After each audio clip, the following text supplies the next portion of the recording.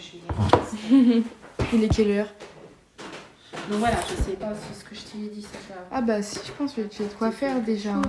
Ce qui est bien quand même dans l'histoire, même si ça ne te sert pas à grand chose pour l'école, c'est de pouvoir discuter, d'un moment donné se poser, parce que dans notre quotidien on ne se pose pas la question, tu vois, mais là de se dire d'en parler, effectivement il y a 2-3 petits trucs qui reviennent à la surface. C'est j'en ai parlé avec Emma, et je dis, tu vois, au-delà de l'aspect projet et tout pour mon école, c'est surtout un projet personnel. Et puis je me suis rendu compte qu'il y avait plein de gens, et même nous quand on était plus jeunes, où on posait jamais de questions à nos parents ou à nos grands-parents.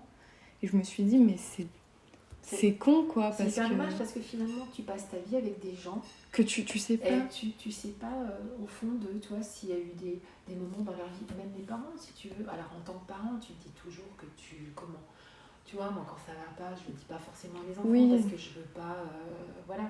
Et puis en même temps, enfin moi je sais qu'on est vachement proches avec les filles, et puis on parle de beaucoup de choses. Donc moi je leur dis tout le temps, enfin je sais qu'on me parler de tout, comment. Voilà, mais avec les parents, encore une fois... il y a une distance, forcément. Il y a une distance, alors qu'on se voit tout le temps, c'est ça qui compte. Tu dis qu'on est proche, mais finalement, on se connaît pas. Oui, on se connaît pas. Mais en plus, moi, je voulais absolument le faire, parce que je me disais, mais même des fois, je savais même pas quel métier avait fait telle personne de ma famille. Ouais, exactement. Je ne sais même pas ce qu'elle a fait dans sa vie comme métier, quoi. Je me disais, je trouve que c'est grave, quoi. Oui, c'est grave, ouais. Et du coup, je me suis dit, faut que je le fais de moi-même. Je trouve ça dommage. Petit à petit, l'air de rien.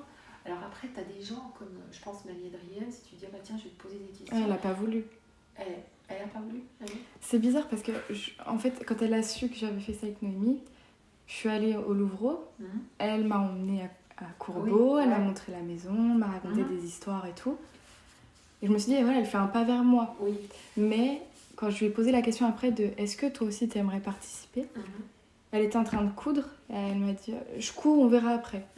Mais parce que aussi, même si tu veux, elle se sent toujours inférieure à tout le monde, et elle pense que, si tu veux, ce que je lui dis, il n'y a pas de bonne ou de mauvaise réponse, c'est juste ça, voilà. Et mamie, elle a toujours peur de dire quelque chose qu'il ne faut pas.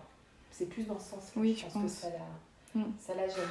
Donc là, tu sais, c'était l'occasion aussi à Aix de reparler des trucs comme ça, de poser, je pense, aussi des questions à papy sur son papa, tiens, à quel âge il est venu, qu'est-ce que faisaient ses parents comme métier, qu'est-ce que toi, ses frères et sœurs, au grand-père, etc. Je pense que c'est bien, parce que c'est effectivement, après ce sera trop tard, quoi.